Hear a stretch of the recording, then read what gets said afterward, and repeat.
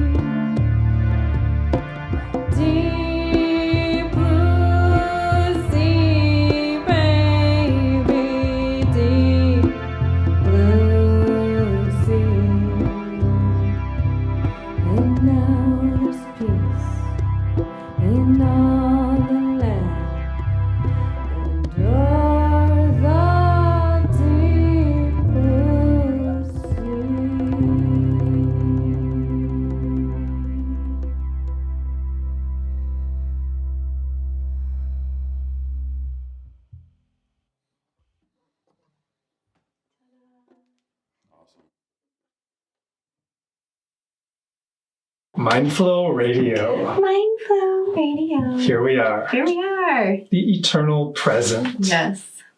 She's Jai Lynn. And he's Monte. And we have our friend Verge here. Hey, Verge. Yay, thanks for having me. Thanks for being here. He was just playing drums on the last song.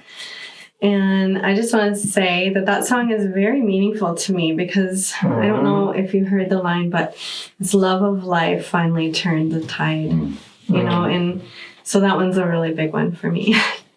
I like it. Well, it's what we need to hear, too, just the whole relax, it's going to be okay. Yeah. Yeah. Kind of theme. Deep blue sea. Yeah, so we made it. 2021. 2021. Yeah. Wow. Yep. Just what a time. Yeah. Lots of learning and growing, I imagine. Yeah. Was for me. 2020 was. Yeah. And I think it's going to keep on going. And I think I don't remember which of our temple friends. We're all on Temple of the Mind, and Jeremy's with us filming. It's a Facebook group. Yep. And somebody posted something that we really need each other. I think it was you. Yeah, it probably was. 2021, we really Let's need stick each together. other. I have the very unlikable opinion that 2021 is going to be harder than 2020. I absolutely And agree. people, I don't know why we're not realizing this as a whole, but I mean, we're still bailing each other out right now. Like I was hearing recently that 35% of all the money ever printed in the United States was last year, 2020. Yeah, finances are So going to that's change. not going to bode well, but you know, everything in life is, I use the colloquialism, F it up, fix it. And that's how life, I think, is that you F things up and then you fix them. Well, it's like you got to find the boundary. You got to find the wall. You got to run into the wall, and then you got to fix the wall. Well, and when certain doors close, other doors open. Yeah, perhaps. there's that too. Perhaps we can all learn something and learn to stick together. That's one of the things that. Right. That's a very Aquarian perspective. Is helping each other out. And I think Jeremy said on the Facebook somewhere that we all will rise together. We help each other rise up. And yeah. You know, this is the thing. It's that we are all helping each other, and we're all gonna fall. And that's when we can help that person who fell feel better, dust their knees off, and let's keep going. You know. Well, that's why our tribe, just having a tribe, is so important. Yeah. You know, and just we've got each other's backs. Yeah. And you know, we see the good in each other. Yeah. Essentially. Or the neutral perspective. Like sometimes we just gotta go for neutral.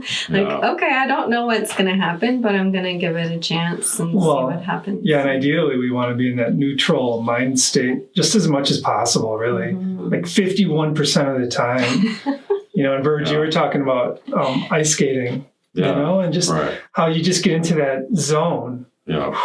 Just kind of being. Yeah, I was talking earlier about the fact that I have all these activities. So is it all right if I give you a minute's worth of a little bit of my background? Sure. Yeah.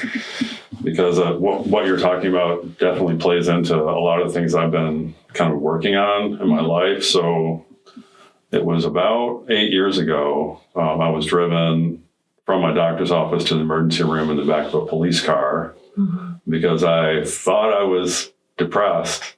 And I went to my doctor and I filled out the questionnaire and wound up admitting that I was actually suicidal. I'd already had my foot out the door a couple times, right?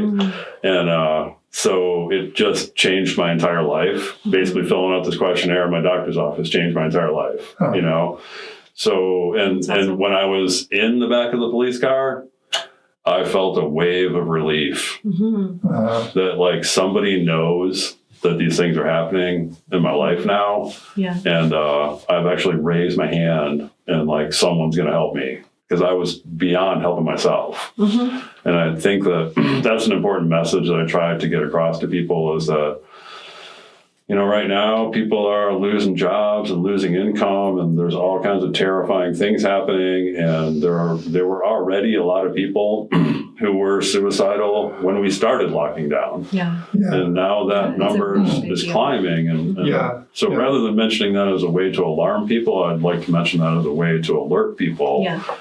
That if you might be one of those people, someone listening right now, so if you are, there's 1-800-273-8255. It's 273-TALK. Those people saved my life.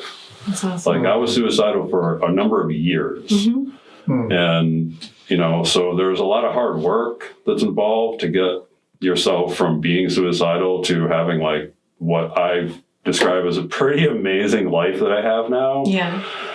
I never thought that I could be happy. And to me, that was the real reason that I didn't want to live anymore. Because I thought I would never be happy. How could that ever happen for me? And if I had the person that I am now standing next to me then, that would have changed everything. So I figure now I am the person I am now. And there's all kinds of people that need to hear this. Yeah. So I just do my best to get people to understand that when you're that far down, you need to ask for help.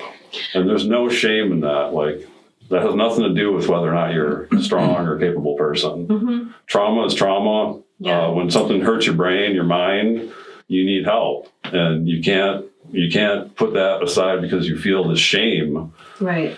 And we also need to talk about this more so that people don't feel ashamed to ask for help. Well, since we're bringing this up, I'm going to share a little bit too. And I have had a lot of suicidal ideation through my life.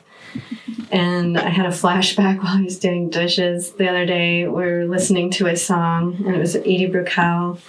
I can't remember the name of it, but it's Push Me Into Shallow Water Before I Get Too Deep. Yeah. And I was 14, and I did not want to be a human anymore.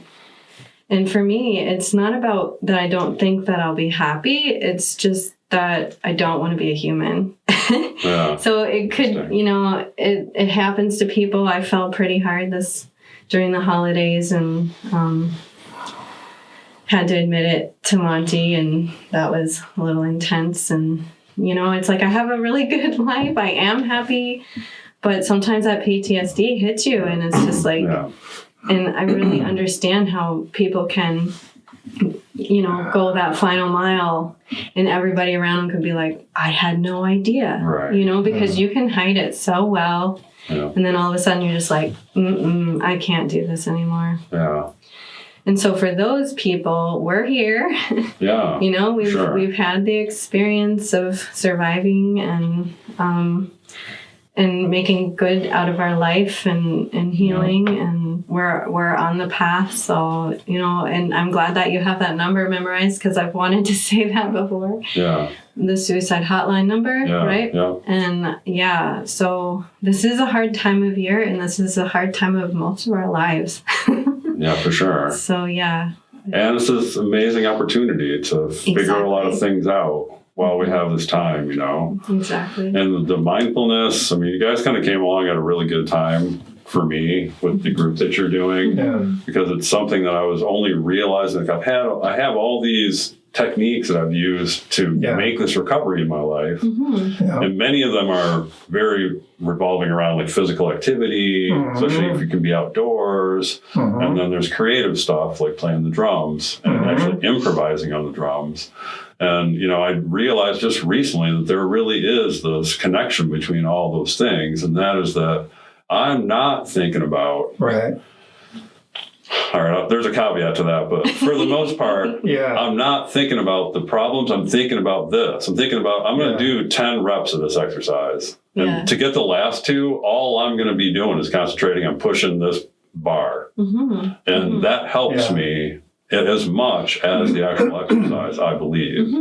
Now, the one exception to that is that when you do something like group drumming, which I'm a big advocate of, and I organize drum circles and things like that, I do them for therapy for others. But what they've found is that some of the amazing things that happen, one of them is that you can be still thinking about, maybe you're grieving. You're not going to turn that off. Right.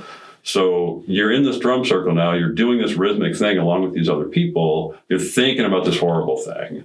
And as you continue to perform that rhythm and hear it and feel it, as your heartbeat is synchronizing to the heartbeats of the other people in the group, which does actually happen. And as like both sides of your brain start to work now almost equally with this hemispheric synchronization that happens, you get this connection where you start to feel calm. You feel like energized and calm at the same time, and you're thinking about this horrible thing. Yeah. And eventually, when you do that for a number of hours, you can start to think about that thing without it destroying you. Right. And there are people who have like gone through, there was a woman whose 19-year-old son died.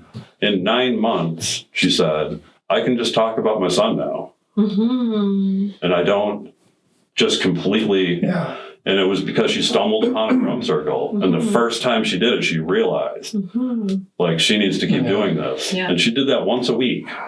And it made that, they say it actually ratchets up your mental health. So you climb up a little notch, that's it. You're not falling back down. And you can go for a year and not go to a drum circle and maintain these levels of inflammation in your body, all these other indicators of like your general health, you know. There's a neurobiological explanation too, and that is that when you are doing somatic work, so you're moving, you're hearing rhythm, you're working together, and you have that cognitive story going on in your head, it's allowing you to process. Without focusing completely on it, you're focusing on the somatic thing. And so you're processing the trauma. It becomes integrated so that you can no longer be emotionally tied to it. So that's what's going on. Yeah. Which is really this cool. Is why I came here to learn this stuff. Yeah, and I think you can get... Instead of, and then when the traumatic thought bubbles into the conscious mind, because that's the way it works. We have the conscious mind and then the subconscious. Yeah. And the trauma can get stored in the subconscious. And when it bubbles into the conscious mind, if we can meet it from a place of equanimity, right? Yeah. Rather than like tripping out and like, freaking out and having this huge emotional reaction and pushing it back into the subconscious for it to like bubble up again. If we can meet it from this place of equanimity, and perhaps then what we're doing is we're enabling it to release it into the supraconscious mind. You know, just like, so it's... Wow, that's cool. Yeah. I've been trying to understand all this stuff, and so I do... I play in this band. It's called Mood Train. So it's one word, Mood Train, and everything we play is improvised. And typically, I've been trying to figure out ways to avoid telling people that, because when we play a set, people don't realize that we're improvising. And they ask afterwards, and I say, well, it's all improvised. And they say, well, how much of it? And I say, every note of it. Yeah. And it doesn't seem right because we've been doing this for so long that it's pretty much seamless, even though it's all coming straight out of some part of our brain right at this moment. And what I'm finding is that is the most powerful tool. I can play one 10-minute jam with Travis, and it's like the week's worth of stuff that was weighing on me. And sometimes there's almost like I feel a switch in my mind where I just go, everything's fine. What was I? And I literally think to myself, why was I worrying about anything? You know what I mean? Like, life is so good. Well, why was I worrying about these things that are like, whatever, man, next week I'm going to be over that. Yeah. And so I am searching, like I'm definitely looking for as many of those things I can incorporate into my life. And I'm finding that it's the more, I feel like the more things, this sounds so bizarrely, what's the word, like, it sounds counterintuitive, but the more things I'm actually doing with my mind and incorporating them into the things my limbs are doing, the calmer. Yeah. As I become able to play like different syncopated things with all my limbs and coordinate all of it and be filling things and I'm playing off of him, that causes me to become calm like even faster. Yeah. Like it's really interesting. I'm still trying to learn what it all means, you know. What is that called when you're ambidextrous? So you're training in ambidextrous. Yeah, I'm trying to. And you're syncing with another. So it's not all about you. And so you're like trying to find a groove. Right. And that, I don't have time. There are no external thoughts now. Yeah. Pretty much. That's so Every cool. once in a while I can get where I'm on autopilot. Yeah. And then I listen back like, wow, how was I playing all that cool stuff on autopilot? Yeah. We also record everything that we play. That's very cool. Which is helpful in like learning new things, learning what works and what doesn't, but also in making yourself feel like a sense of that I'm making progress. And it's like you're listening to your session. For sure. Your therapy session. Yeah. And when you come to like that, well, that's the big difference too, is it has taken until the last few years where now it's pretty much everything we record, we really like it. That's cool. And that took a long time. Yeah. So I'm learning about self-esteem as I learn about mindfulness. Absolutely. They're very tied together. Another technique you can use when you're not playing, because it seems like the drumming really helps you a lot. Yeah. But there's a lot of time when we're not playing as well, and it's a technique called metacognition, and that means to be the witness to your thoughts. The neutral or mindful metacognition is to be the mindful witness to your thinking patterns. Okay. Yeah. And then you notice if you're, for example, if you're ruminating, if you're thinking too much, because ideally you want to have that balance between the thinking and the awareness just throughout the day. Yeah. And if we can just notice our thoughts rather than, and then that gives us that empowers us to be able to steer our thoughts or to be able to reboot the mind. Instead of our thoughts controlling us. That's really cool. We're controlling our thoughts. So it's a super empowering perspective to just take with you wherever you go. Okay, because here's the thing that's interesting about that is that I keep finding is that this thing with the drumming is analogous, so many analogies to all these kind of things. Yeah. That's the same thing as, here's my stupid pattern that I'm always going to play when I play in 6. Right? And then I just go, okay, I don't want to have that pattern be every time I play 6, I play the pattern. Yeah. So I make myself learn this new, and it's like the neuroplasticity thing. Yeah, where exactly. I'm rewiring things. Totally. And I think to do this on the drums, I need to expand that and think more about like, well, what are the other ways I can utilize like that? you're using that technique to almost play with your thoughts. Yeah. It's really an amazing thing to think like, okay, so I'm playing the song in 6 and I automatically do this certain thing. And there's a physical feeling that you get when you do that feels comfortable and satisfying. Yeah. And then you do this other thing and it takes you 6,000 times to not mess it up. Yeah. And it's uncomfortable and you don't like it. And it's annoying and you have to listen to the metronome or you screw it up. And what I like to do is here's what I find helps the most. I turn on a basketball game. While you're doing and what happens is I start off and I can't get this no matter what I do.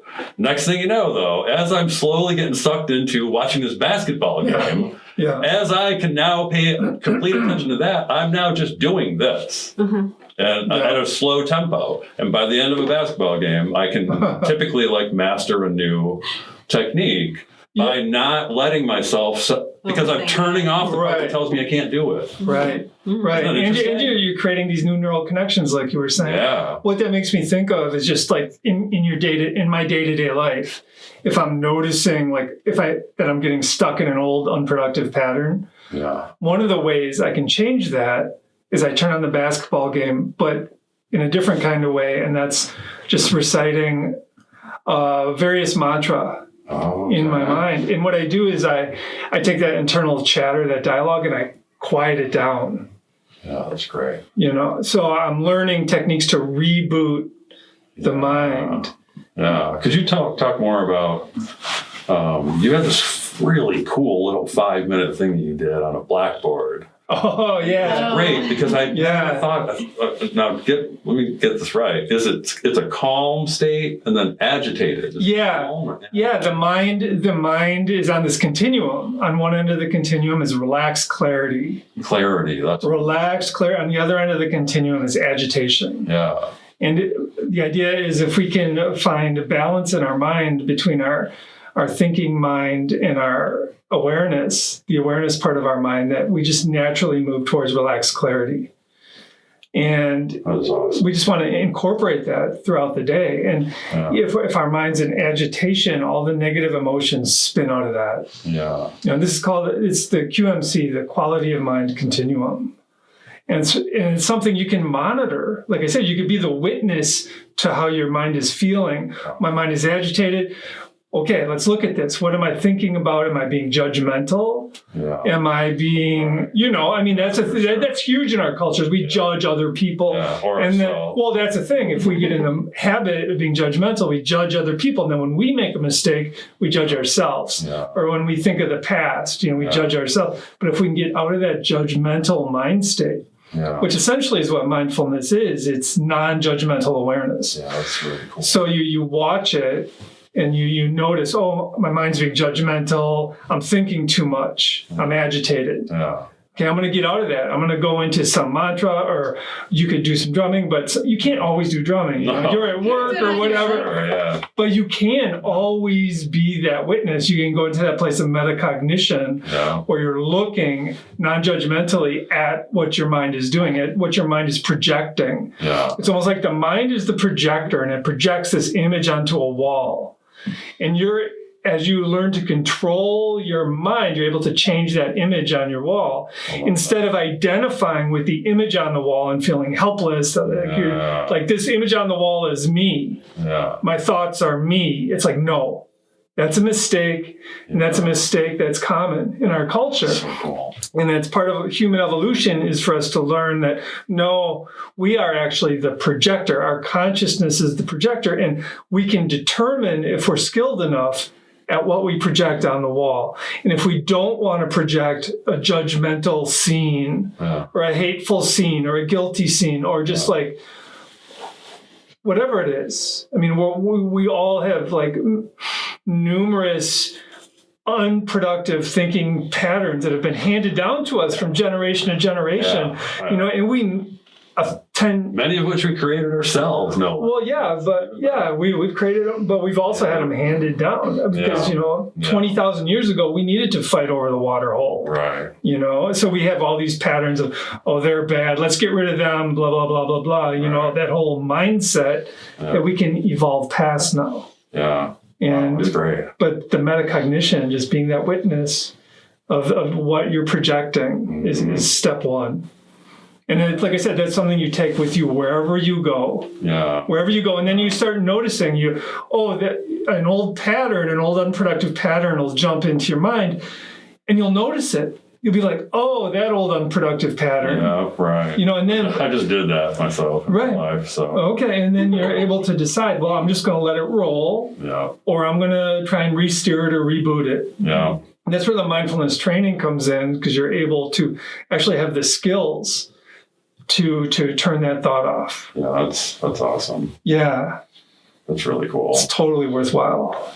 Well, it's something I'm definitely going to continue working on. Yeah. Good. Because I've just been on a journey, like ever since I was suicidal. I've been on this journey of like, how can I figure out how to make myself like mentally as healthy as I possibly can be? Like, and all these simple things that you think are so simple, once you've looked at them and, realized all the mistakes you made and then corrected the mistakes. And, I look back and I can't believe when I tell people some of the stories about my life, they don't believe them just because they're alarmed that I had that, like, no boundaries.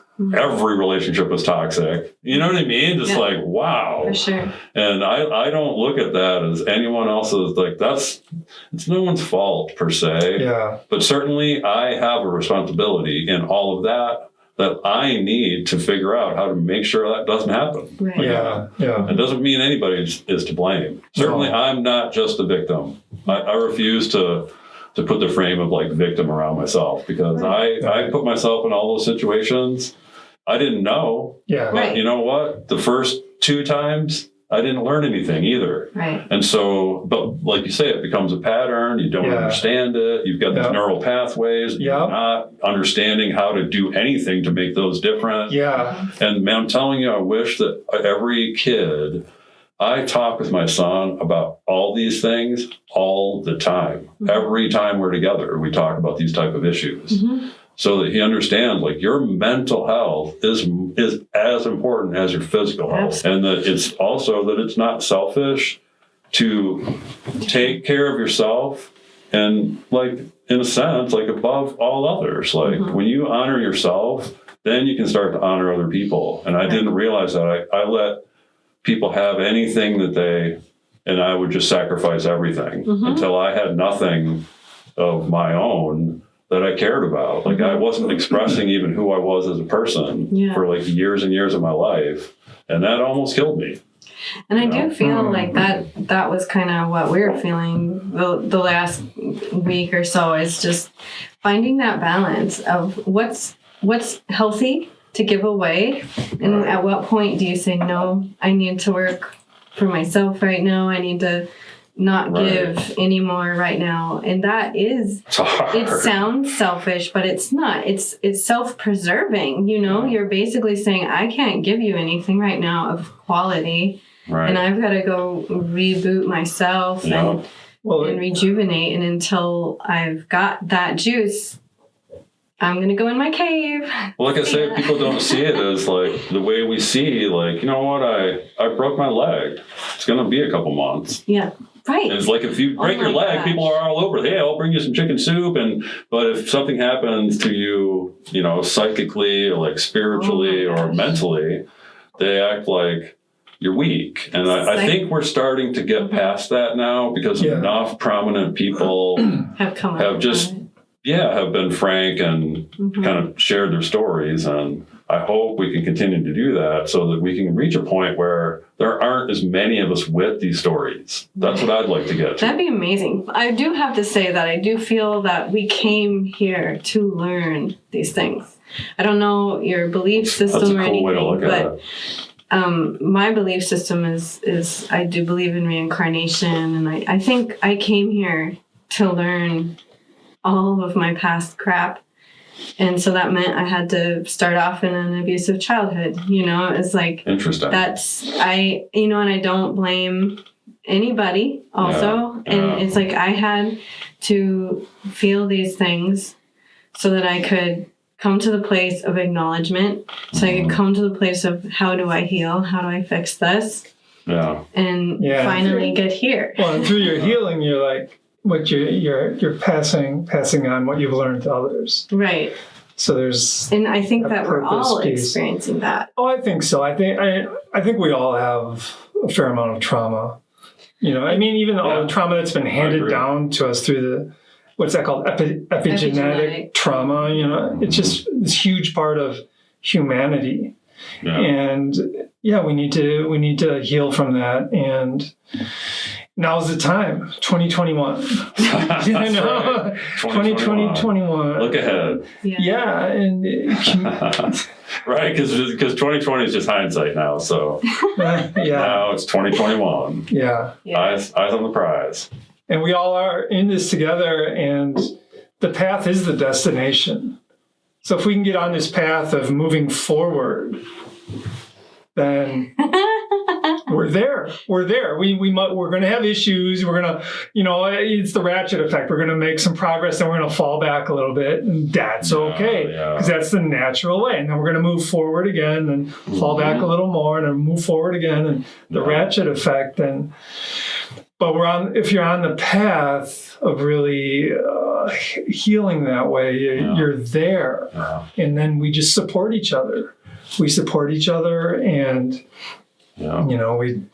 we personally, I do think that women have a little bit of an easier time, because when they get to that place, they call their friends.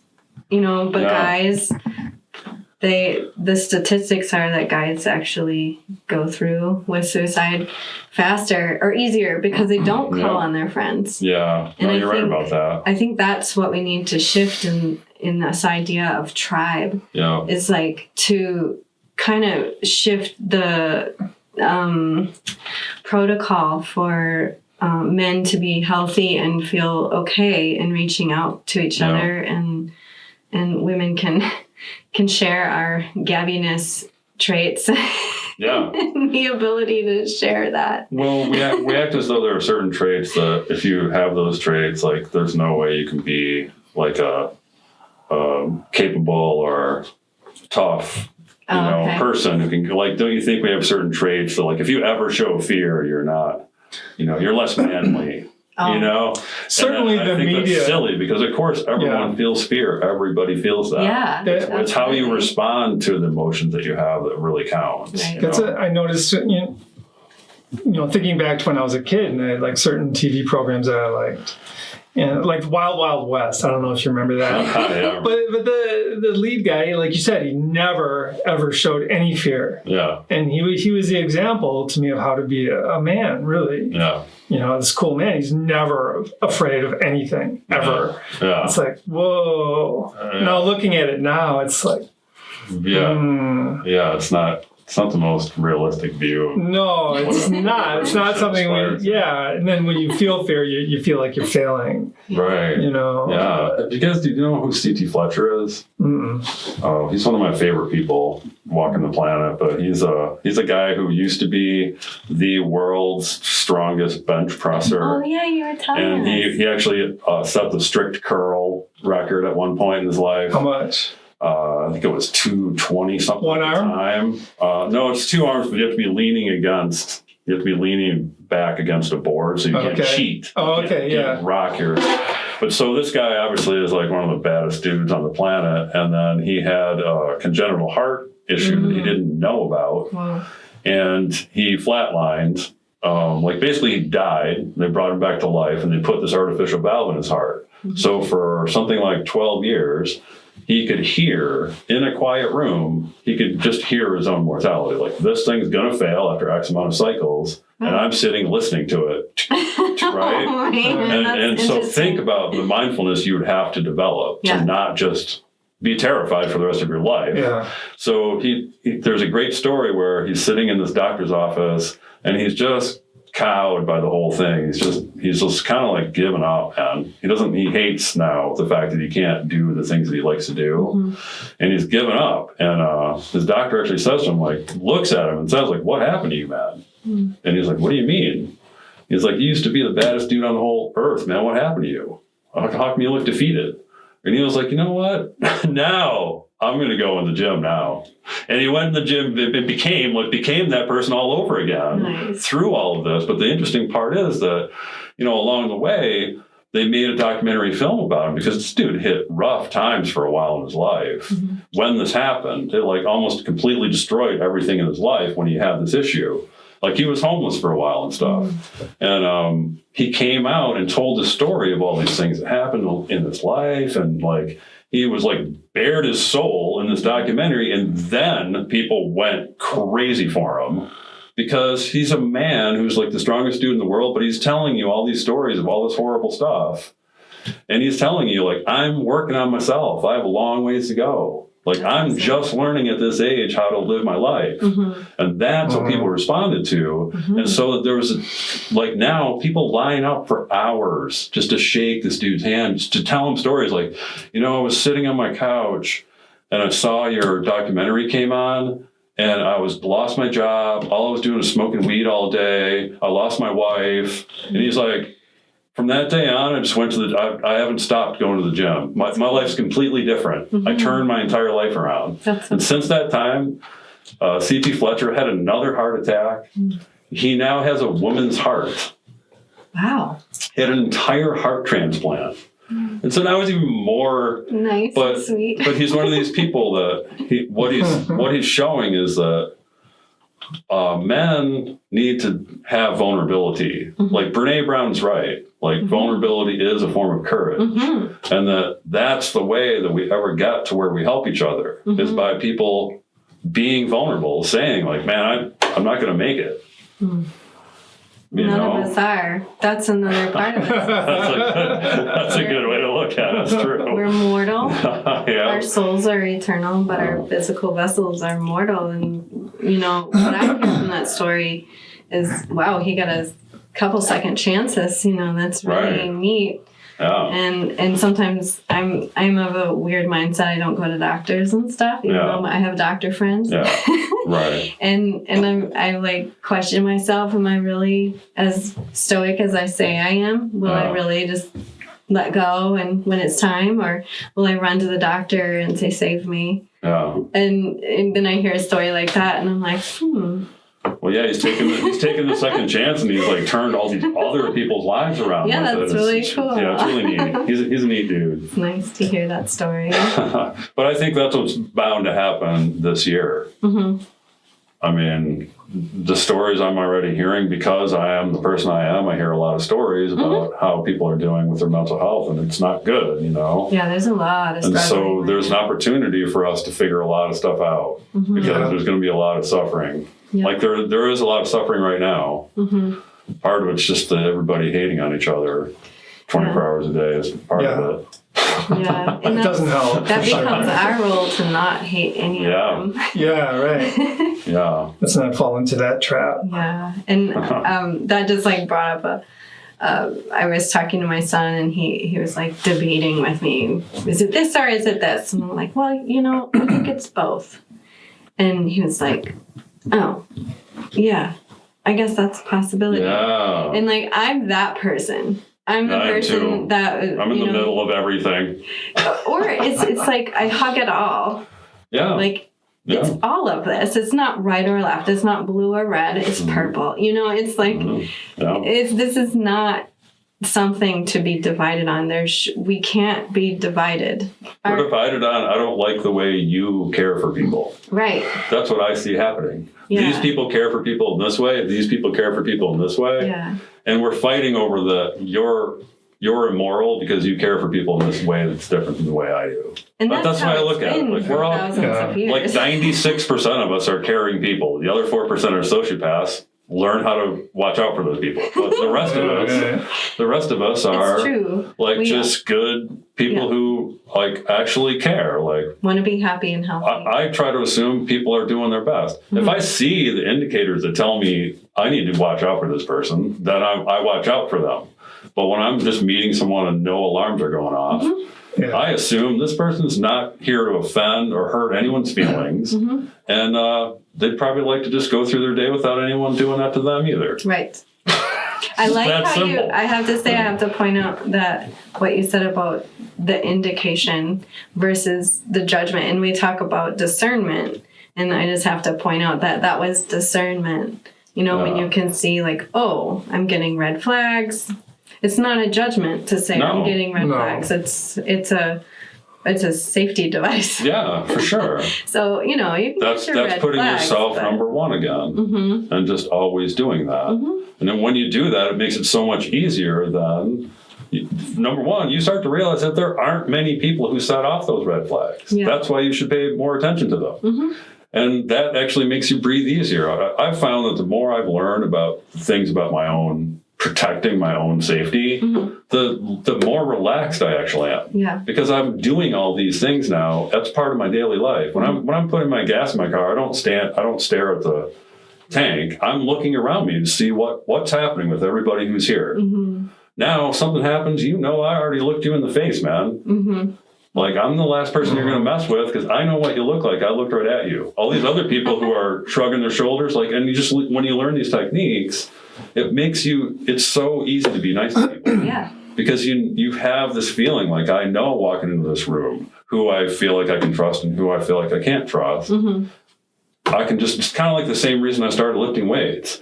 Once you're big enough and you can obviously walk into a room and I'm bigger than everyone in this room, like, I can be as nice as I want to be now. That doesn't work. Do you know what I for mean? me. And I'm not that big. I'm not a huge dude. But back in the day, I was into bodybuilding. Yeah. And it kept me out of all the trouble that people got in at the parties. I would be the bouncer and there would be no fights. Yeah. Because I didn't come here to fight anybody. I came here to go, dude, you know what? You drank a lot. It's time to go. And like, just go home now. And they just listen to you because they're drunk and you're not, and you're there to take care of I like that role. Well, it seems like friend's place. I'm protecting my friend and I'm helping you not get arrested. Yeah, and it seems like you handle that role from a respectful position as well. Yeah. Instead of disrespecting people. And I like that idea of walking into the room in a state of awareness and presence and relaxed strength. Yeah. And that's the way I try and be when I'm walking into like a quick trip. And I feel like it's kind of like a game I play as I try and help the energy of the entire store just by feeling like leading with my heart. That's and cool. People feel it too. When you look at them and you judge them, people feel it. Oh, for sure. Definitely. And they also feel it if you look at them from a place of respect. Yeah. And I do believe that's one of my personal beliefs is respect everybody. Yes. It seems they to can be lose your respect. So I have a saying that actually goes, my respect is yours to lose. My trust you have to earn. So I'm going to respect. If I'm just meeting you right now, I'm going to show you respect. But if you do something to lose my respect, you will lose my respect. But you have to lose that respect. I'm going to give you my respect when I meet you. We'll see what happens. But as far as trusting, I'm not going to trust you until you earn my trust, and that's okay. Everyone should have to earn my trust. I like that. It doesn't mean, whatever, man. You need 15 cents for your, you know what I mean? It just means that I'm careful. And if somebody earns my trust, they earn my trust. Good for you. Well, and being in that place of awareness is being careful. Yeah. I would suggest. It's like you said, if you're at a gas station and you're just all caught up in your thoughts, somehow you're just not in this place of awareness. And do you think it's more mindful to be? Because here's the thing I've been thinking a lot about is that there's so many distractions in our modern life now, right? That to me, it feels incredibly therapeutic sometimes to sit in my silly office at home and put on some super mellow background instrumental music and just do engineering work for 8 solid hours where I don't answer emails, nothing. Yeah. And it's just, everything just feels very calm. But then I'm noticing that as I do other things, I'm trying to do that more just in my daily life. I'm in this place, I'm looking at the place now. I'm not looking at my phone. I'm not answering or thinking about some answer, email. Right. I'm trying to actually be here I am right now. Let's just try to be in that. And I feel like when I was a kid, man, my mind was a lot less agitated. Yeah. Because we didn't have all these. Well, yeah, we need to be moderate with our screen time for sure. Yeah, I'm learning that. Because the mind is sensitive. It's durable, but it's not designed to just have all this data, information and misinformation pouring into our minds constantly. That just it makes us whacked. And that's what a lot of people are dealing with. And they feel whacked, and then they'll point their fingers at other people and blame them. Yeah, it's no. We have to learn to be moderate with our mental diet. It's something people are way into the physical diet thing, but mental diet is super important because our minds are just so powerful, and we want to hone them so we can create a better world. So cool. Yeah, we're doing it. We're doing it right now. Yeah. Good job. That's why I came here. All right, man. Another thing, this is so great because I've had a lot of questions in my mind, knowing I was going to come here and talk to you guys. So here's another thing I've been thinking a lot about is that I'm finding now that what I choose, because, spend a lot of time now by myself. So I'm watching a movie or whatever, binge watching something for a while if I'm really bored. But I find that I'm choosing these things that they will have this, something happens in there that I'm like, come on, man, there was nothing in the description that told me this was going to happen. Sure. And this is exactly what just happened to me that has been stuck in my head for 2 days. And so that it's almost like my subconscious mind is figuring these things out. And I'm choosing, because I started thinking about this about 6 months ago. Anytime I choose to watch a movie, choose to read a book, choose to listen to some music, what made me choose that? Do you know what I mean? Yeah. And I'm finding that my mind, as I'm starting to learn some of these things that you guys are teaching, I'm optimizing like my mental health. Yeah. Yeah. But it's like my brain's regulating it for me. Mm-hmm. Yeah. And it's really amazing. Well, it's kind it of makes me feel really good about my life. Heck yeah. It's that kind of, you're kind of touching on just the mystical reality of life, which is like, it goes beyond our understanding. Yeah, And there's definitely like things synchronicities just sort of happen the more we were on the path, I believe. Yeah. And then that's part of the reason I'm motivated to be on the path. Yeah. Because I love experiencing stuff like what you're talking about and noticing it, mindfully noticing it is a big deal. I notice that when things are, when there's a big deal happening in my life, it's at the same time, like, why do I see 555 every time? Why do I see, or just, not only that, but just, know, I just saw that yesterday and now I saw it again. And I mean, here's one, for example. How do you wind up having 3 occasions in 24 hours where someone loses an ear in a story? Okay. I mean, really and none of them was Vincent Van Gogh. 3 other people. Did you even know Paul Stanley from Kiss only has 1 ear? No. Well, neither did I for the entirety of my life until 2 weeks ago. Okay. When it happened to pop up with 2 other stories of people with 1 ear. I mean, interesting. Maybe it's a message that you need to clear. I know, like I just need to clean my ears, maybe.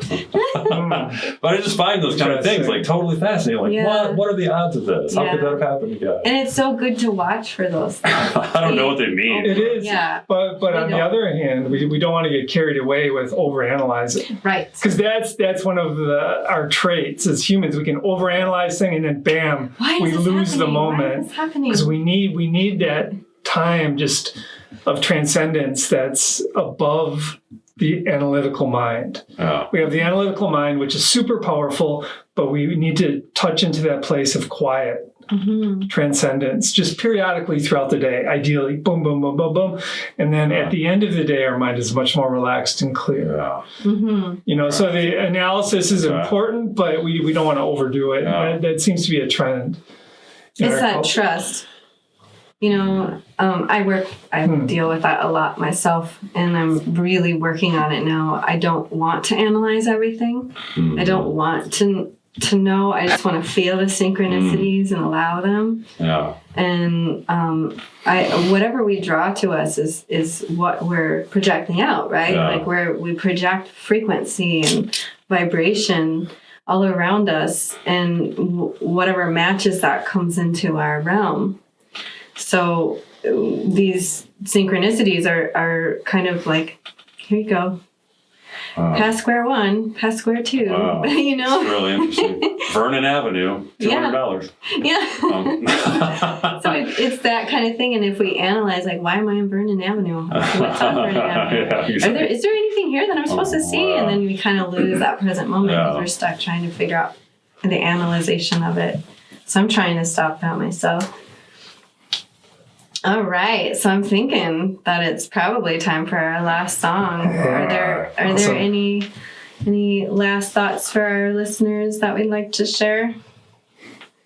I just want to say thank you to Verge for making this trek from Madison to this beautiful little town that we live in here. And on a winter's day. Thank you for having me. It's beautiful. Thanks to Jeremy for running the cameras and everything. I always appreciate having Jeremy around. He's got these really awesome vibes. We're reaching the world. Thank you for making a happy face watching. Right now. we really appreciate all of you. And if you have any final thoughts?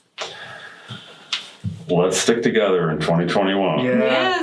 Let's see what we can create in 2021 as we stick together and work on ourselves. Let's see what we can manifest, because we are incredible manifestors, all of us. And together, who knows? Right. I'm excited. Be well, y'all. All right. So our last song for you today is Shiva Love. And Shiva is the one who cleans up, composts what needs to compost. And this chant is about asking Shiva to take away our fear so that we don't fear our mortality, and that we trust that Shiva will pick us when we are ripe and ready to go. So it takes away the fear of mortality, and I think that's kind of important these days. It also is honoring that we are mortal and our souls are everlasting. So here we go. We're going to start with 3 ohms and go ahead and join us. And if you know this chant, just chant along.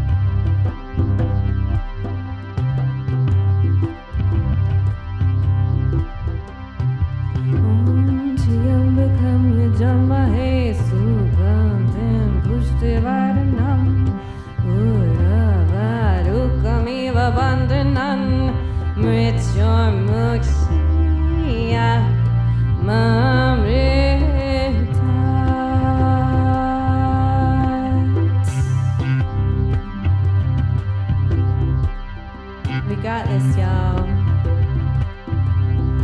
Care for each other. Find respect. Love one another. Trust in the divine. This is all what it's supposed to be. Gotta learn and grow and evolve.